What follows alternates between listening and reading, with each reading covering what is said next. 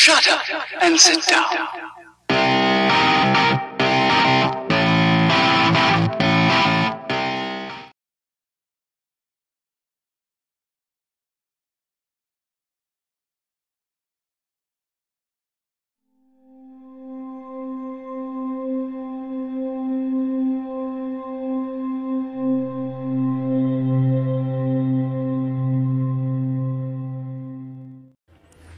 Bago ko simulan ang kwentong ito, ay nais ko lamang i-shoutout ang lahat ng bumubuo ng napakalaking pamilya ng lihim na aral. Maraming salamat sa inyong suporta. At asahan ninyo na ibabalik ko ito sa pamamagitan ng pagtulong sa mga nangangailangan. Ito ay pangako ko simulat sa pool na buuin ko ang channel na ito. Gusto ko ring i-shoutout ang mga bago nating kasapi na sina Dodong TV. Subscribe kayo dyan. Kay Leomar Official, subscribe din kayo dyan. Kay Pretty Momshi, subscribe din po kayo dyan. At ganon din kay Badith32 Taiwan, subscribe din po kayo dyan. Maraming salamat sa inyong suporta. Huwag na nating patagalin. Simulan na natin ang bakbakan.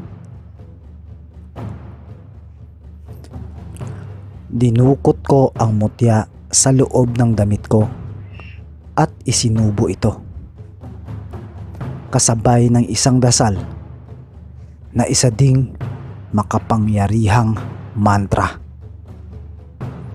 Ako ay ang kalikasan at ang kalikasan ay ako. Matapos kong usalin ang mantra na yon, agad akong bumuelo ng suntok gamit ang kaliwang kamay ko.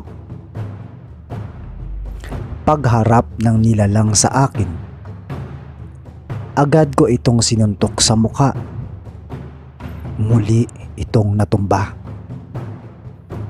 At agad kong kinuha ang pansin ni Dodoy. "Doy, ikaw naman." Matapos kong sabihin yon, ay bumunot si Dodoy ng itak na nakasuksok sa bewang niya. At agad tumakbo si Dodoy sa kinaroroonan namin ng aswang.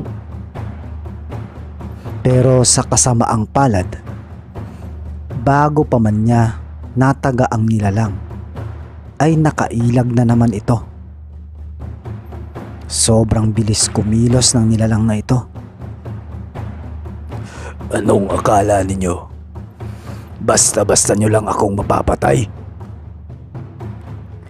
Wika nito habang unti-unting ibinubuka ang kanyang mga pakpak. At dito ko na napagtanto na ang nilalang na ito ay nabibilang sa isang sinaunang lahi ng aswang, ang mga daghamon. Ang mga daghamon ay isa sa mga sinaunang lahi ng aswang. Wala silang pinipiling oras ng pagbabagong anyo.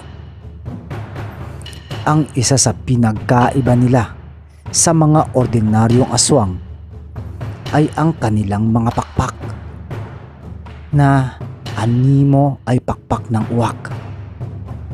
Ngunit kung titingnan mo ito ng mabuti, ang mga balahibo nito ay gawa sa buhok ng tao. Napakalaking nilalang ang mga daghamon. Umaabot sa taas na 8 talampakan ang tangkad. At karamihan ay mga lalaki. Tinatanong niyo marahil kung paano sila nakakapagparami. Ito ay sa pamamagitan ng pagyanggaw. At ito ang ginawa ng nilalang sa bayaw ni Dodoy. At kung sa tingin mo ay mapapaatras mo kami, mag-isip ka. Wika ni Dodoy sa nilalang. At agad na nag-usal ng dasal. Kagaya nung una, nawala na naman sa paningin ko at nang nilalang itong si Dodoy. Pero bigla siyang bumulong sa akin ng, "Che, mag-usal ka ng pangkulong sa mga puno sa palibot." Matapos niyang sabihin ito, ay nagbalik sa akin ang isang pamilyar na senaryo. Ito yung mga panahong magkasama pa kami ni Papang Alvaro. Mahusay ang naisip ni Dodoy. Pero tinignan ko ang mga puno. Kakaunti lang ang mga ito. Ni hindi pa nakaabot ng 5 ang puno dito. Doy, malaking problema. Walang puno sa lugar na to. Wika ako kay Dodoy. Pero may nakaagaw ng pansin ko. Ang mga pinutol na sanga ng mga puno. Kaya madali kong isinagawa ang namuong plano sa isipan ko.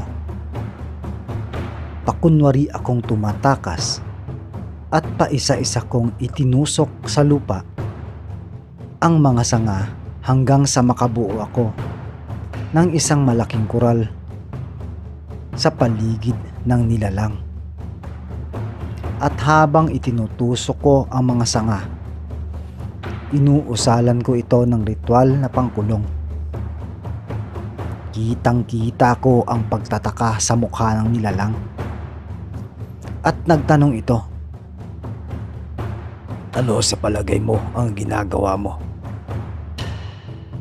tanong nito habang nakangiti sa akin ng nakakaloko.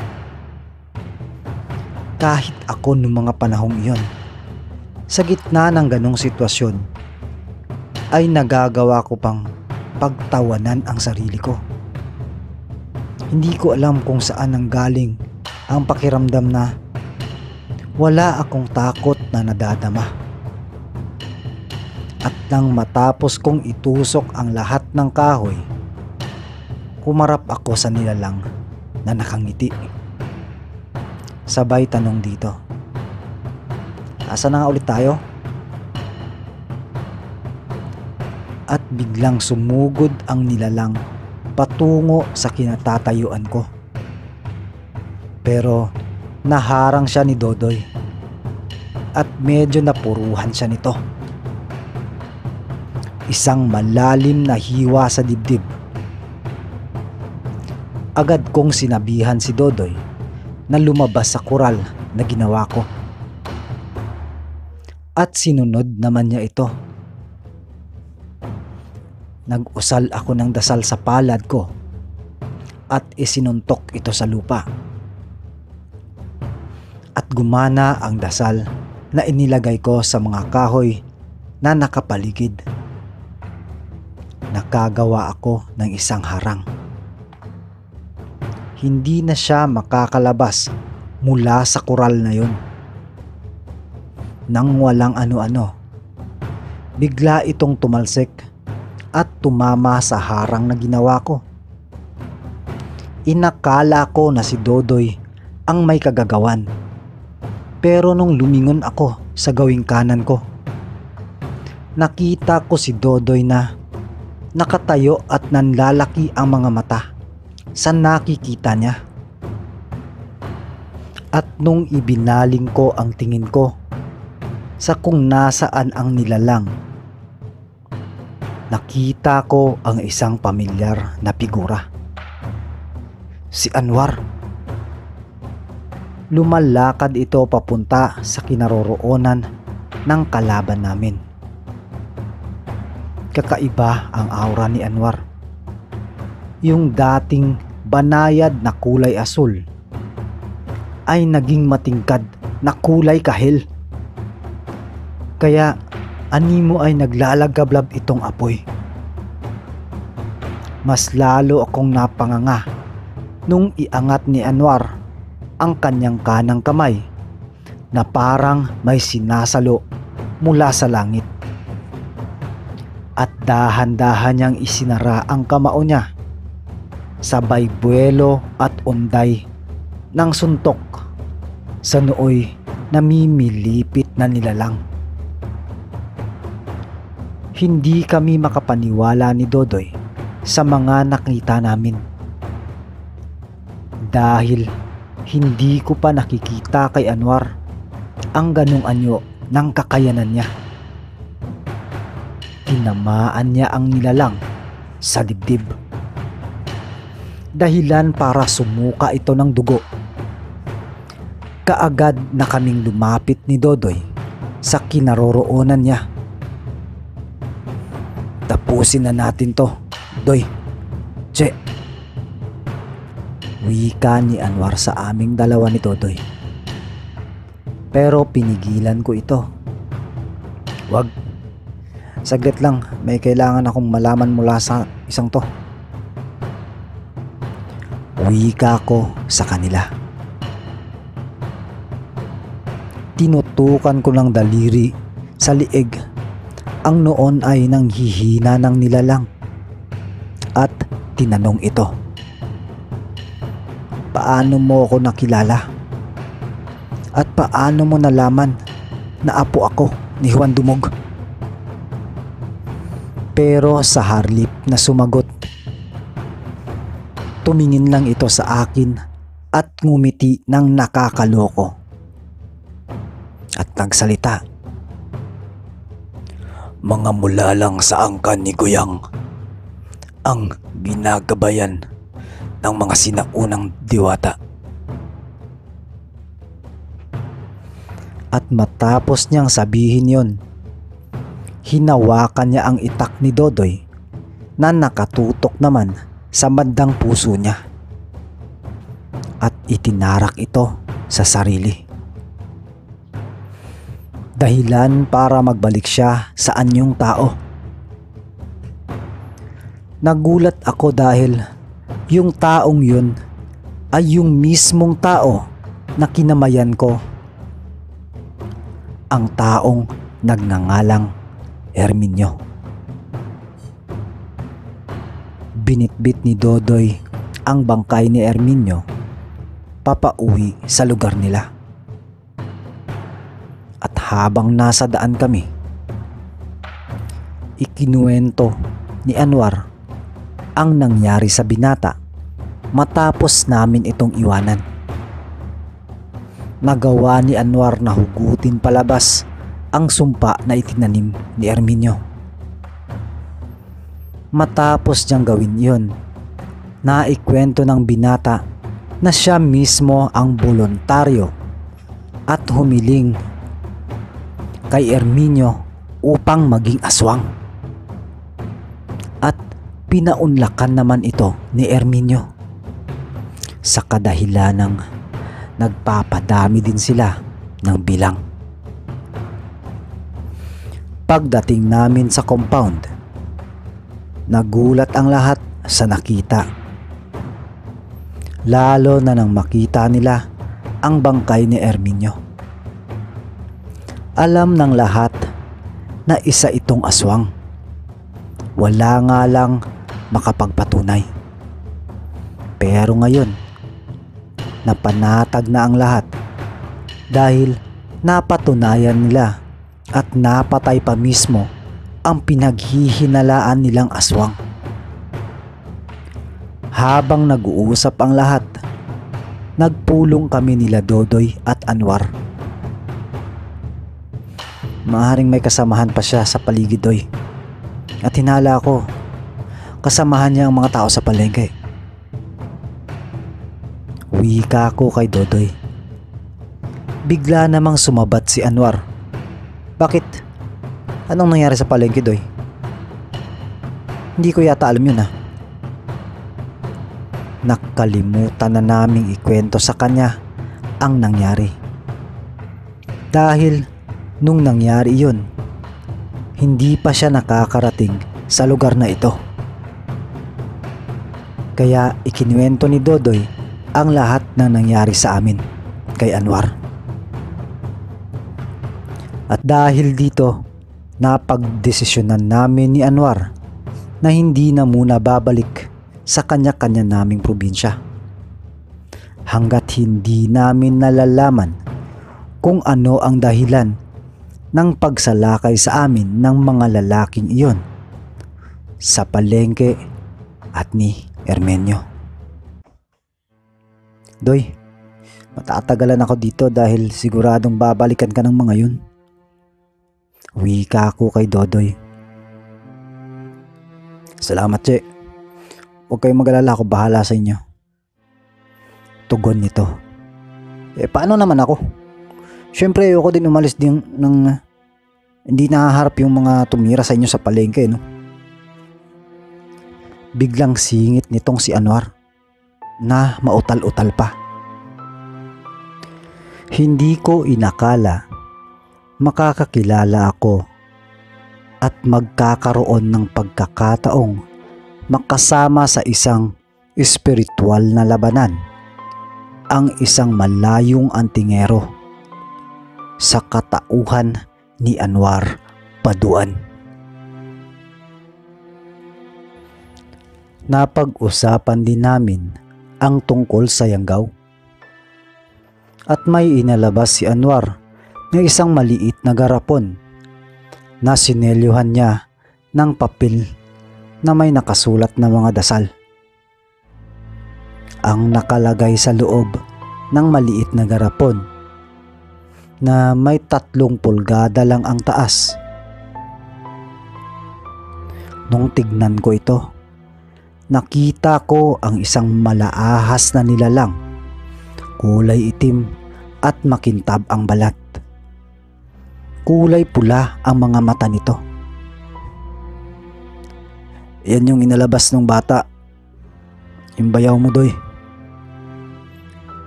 Wika ni Anwar. Patay na ito. Hindi ito isinunog ni Anwar dahil gusto niyang makita namin ang uri ng hayop na ginagamit ng mga daghamon kapag nangyayanggaw sila. Sa hindi nakakaalam, ang mga daghamon ay nabibilang sa mga sinaunang lahi ng aswang. Isa lang sila sa mga malalakas na uri. At ang nakaharap naming 3 ay isa lang pangkaraniwang daghamon. Inaasahan namin makakaharap namin ang gabunan ng angkang ito. Kaya pinaghandaan naming 3 ang pagdating ng araw na ito. Muli akong nagpalakas. Muli akong nagbigkis ng kasunduan sa aming diwatang Silindayag. At sa gabay ng aming angkan na si Apo Lakay. Isinagawa ko ang ritual sa gitna ng kabundukan na malayo sa mga pamayanan. 3 araw na pag-aayuno at pagdarasal ang ginawa ko. At sa ikatlo at huling araw, doon ko naramdaman ang pagsang-ayon ng kalikasan sa muli kong pagbabalik sa kanlungan nito. Inang Lindayag, dalaganan ng lahat ng buhay sa kalikasan. Itinataas kong muli ang aking kamay. Ako, mula sa angkan ng iyong tagapaglingkod, ay muling nanunumbalik sa inyong kanlungan. 10 ng lahat ng aking kabuuhan, bilang piniling asog at tagapanatili ng balanse ng kalikasan. Inaalay ko ang aking dugo. Nawa, dinggin mo ang pagsamo ng iyong piniling anak. Matapos kong sambitin ang panalangin iyon, ay lumakas ang hangin. At nakaamoy ako ng sangyo ng bulaklak ng ilang-ilang. At isang malakas na pagaspas ng higanteng mga pakpak ang bumalot sa nakakabinging katahimikan. Kasabay nito ay ang mga dagundong ng mga paa na lumapag mula sa likuran ko. Hindi ako lumingon, pero mula sa kinaroroonan ko, nararamdaman ko ang isang nakakapasong init. Ikaw ba ang ika-55 asog? Wika ng isang napakabanayad na tinig ng lalaki. Iniyuko ko ang aking ulo at itinaas ang mga kamay bilang pagpupugay sa nilalang na nasa harapan ko. Isang karangalan ang masumpungan, ang dakilang presensya ng isang anak ni Bathala. Pagbati at paggalang sa iyo, mahal na Apo Adlaw. Okay, so ayun. Ito na po yung part 3. Abangan nyo po yung part 4 guys ha. Opo, totoo po yung narinig nyo. Tama po yung narinig ninyo. Muli po akong nanumbalik dito sa part na to. Nanumbalik ako sa kanlungan ng kalikasan. Abangan nyo na lang yung part 4. Part 4. Visit. Epic fail, pero sige guys. Abangan nyo yung ika-4 na parte ng kwento na to. Medyo nabubulol kasi ako, gutom na ako guys kaya sorry naman. So anyways, thank you so much sa lahat po ng nakikinig at lahat ng nakinig ng ating mga kwento, no. Marami pong salamat sa suporta at sa walang sawa ninyong pag-antabay sa boses kong parang naluging palaka. Hindi, nagpapasalamat po talaga ako. Thank you so much sa lahat ng suportang ipinagkaloob ninyo sa akin. And once again, salamat po at sinamahan ninyo ako muli sa aking paglalakbay upang tuklasin ang lihim na aral.